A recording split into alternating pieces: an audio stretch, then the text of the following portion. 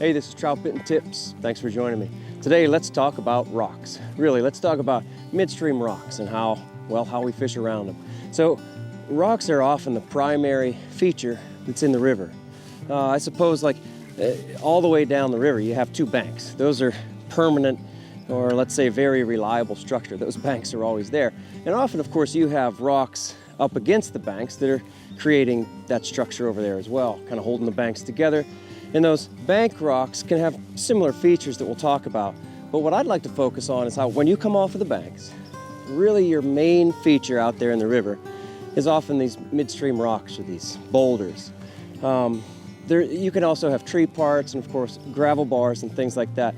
But it's the rocks that create so many of the lanes and the structure, the things that we fish around and the things that the trout like. Trout love structure, right? All fish love structure. So let's talk about boulders. Let's talk about rocks. Are you ready? Here we go.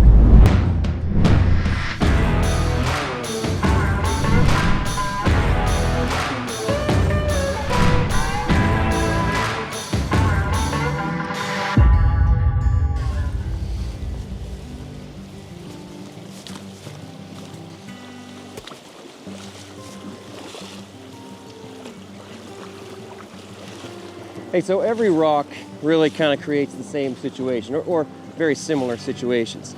And it doesn't really matter if the water is fast or slow, if it's deep or shallow. You really do have many things that are the same. Your river is going to be very different than mine, I suppose. You might have a big boulder field. We have, I don't know, some medium-sized rocks here. And even all the rivers that I fish in this region, they're very different, but the rocks are there. And the effects that those rocks create and kind of the similarity, the commonality between all these rocks and the seams that they create and what the trout do to respond to those seams and how they sit and react as they're living among these rocks is what we'd like to focus on. Let's look at this. You really have four primary rocks up here. There's good fishing over on that side, but I always do. I've been here a lot and I find the best fishing among these rocks. Even though it's deeper on that side, the trout love this structure, and the bait fish are very much pushed over on this side too. They use these rocks as places, that provide cover, and then there's lanes that feed the food to them. The trout love it, so do we. A few months back, Josh and I did a video called Levels, Lanes, and Seams. Check that out, I'll leave the link. One of the things I talked about in that video is how every piece of water out here is affected by the stuff upstream. Often you might, like the water I'm standing in, if I'm fishing this or fishing around it, you can kind of think like, oh, there's no real structure there. These lanes are all the same. It's all the same, it's even. It's not. And my point is, it's affected, the stuff I'm standing in is affected by that rock up there. I'm kind of standing in the middle lane of that rock. There's a right lane, there's a left lane, and then there's this middle lane. Now, all the way back here, everything is sort of merging. And that's going to hit that rock and kind of get split again. Let's talk about how there's 5 lanes behind every rock. So 5 lanes then, right? It's easy to understand how every rock creates 3 lanes. You have your left lane, your right lane, and this center lane. Fast, fast, and then slow. I'm standing in this slow lane right here. This is a kind of perfect rock to demonstrate this. Right here, fast, right here, slow, and here's where we're going to get these other 2 lanes, where the slow meets the fast water, right here on this merger seam, right here. And then over here, on this side, merger seam. To me, that's a really big deal. That's a year-round great spot. If you forced me to pick one of these lanes, it's going to be the merger seam. The fast stuff is often great in the summertime. The slow stuff that I'm standing in is often great in the wintertime. And boy, am I generalizing. There are so many other factors. But yeah, you're thinking about how the trout are going to respond to environmental conditions, but I'm telling you that merger seam, it is right here. That's year-round for me. And I think it's year-round for the trout. I think the easy thing to understand is that the trout we like to think that the trout are sitting right here in this soft stuff where they're not working hard at all. And then the food gets funneled around this rock and comes right past the trout in the fast lane, probably kicks out into this merger seam a little bit, and all the trout has to do is just sit here, wait for the next piece of food, and choop, just slide over and eat it, or slide up and eat it. 5 lanes then, right? Fast, merge your seam, slow, merge your seam, and fast again. Another seasonal thing is that, well, in warmer temperatures, in the summer, when the sun's high and the water's low, I find trout closer up to the rocks here. Whether they're this seam, that seam, this seam, they're closer to the structure, closer to the breakup. We don't have any whitewater here, but obviously lots of rocks, create some whitewater around them.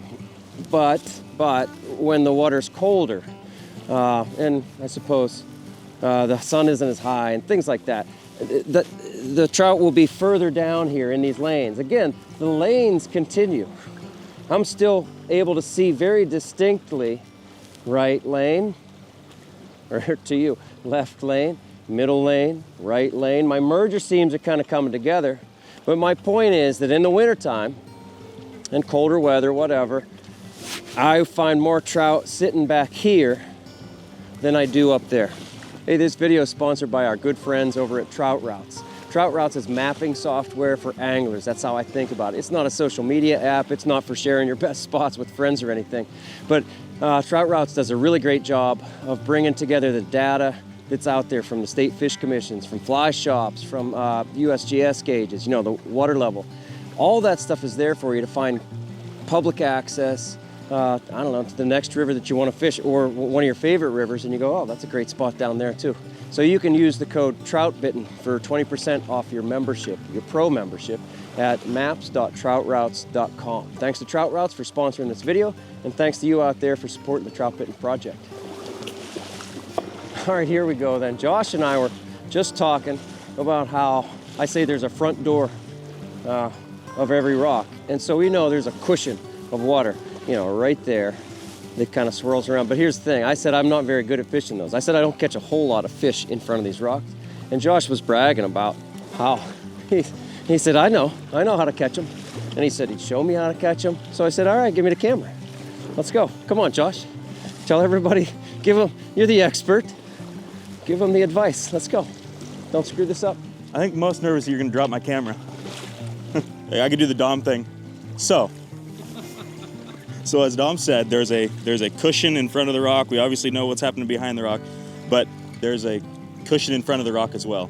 And what's happening is you got the current pressing up against the rock, and it's building up pressure, it's hitting the rock, and then on either side, we see it speeds up, obviously, and it creates these 2 fast seams that Dom was talking about.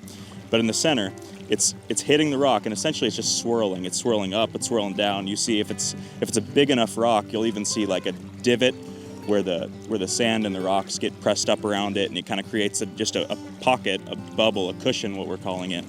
You're getting forward pressure. That cushion is that pocket of water, still water, slow water, is much smaller than the pocket of slower water in the back of the rock. And so when you're fishing something like this, your casting has to be relatively accurate, because generally right up in front of the rock a little bit farther, it's much shallower, and then you've got a little bit of a cushion and a little bit of depth right up against the rock. And so casting has to be accurate. You need to be able to get your flies deep in that spot relatively quickly. And then one of 3 things is going to happen. Either your fly is going to catch one of those side seams where it's going to rip around the rock, and you're going to be deep in that fast water pretty quickly. It's going to hang up on the rock, or you're going to get a fish. And those are kind of the 3 options, because as soon as that gets caught up in that swirling water right there, it'll hold there for just a second, and then a couple things are going to happen. You're going to whip around, or you're going to hang up in the rock, or a trout's going to take it. So we know that trout use these rocks for cover. It's not just the rocks themselves and kind of the shade lines sometimes, but the breakup, the current going like this around.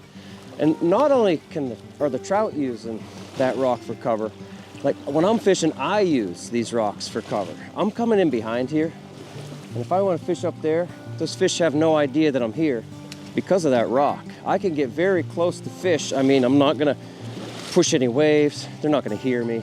There's a lot to be said for in-pocket water, or just the random rock in the middle of the river, using that to break up your presence so the fish doesn't know you're here. So how do we fish around these rocks? I guess that's the next question, right? But I think that topic is really too broad, and maybe all of the videos and the tactical pieces, the articles and even some of the podcasts where we get real technical about stuff, maybe when we're just talking about fishing, that's what we're talking about. Again, these rocks are kind of everywhere. And here's a really key point to understand. These rocks we've been looking at, they're exposed, they're above the water. But underneath the water, here's one, here's another one. There's another one over there. I mean, prominent rocks that are under the water are still creating those same lanes. I'm not sure we all think about that.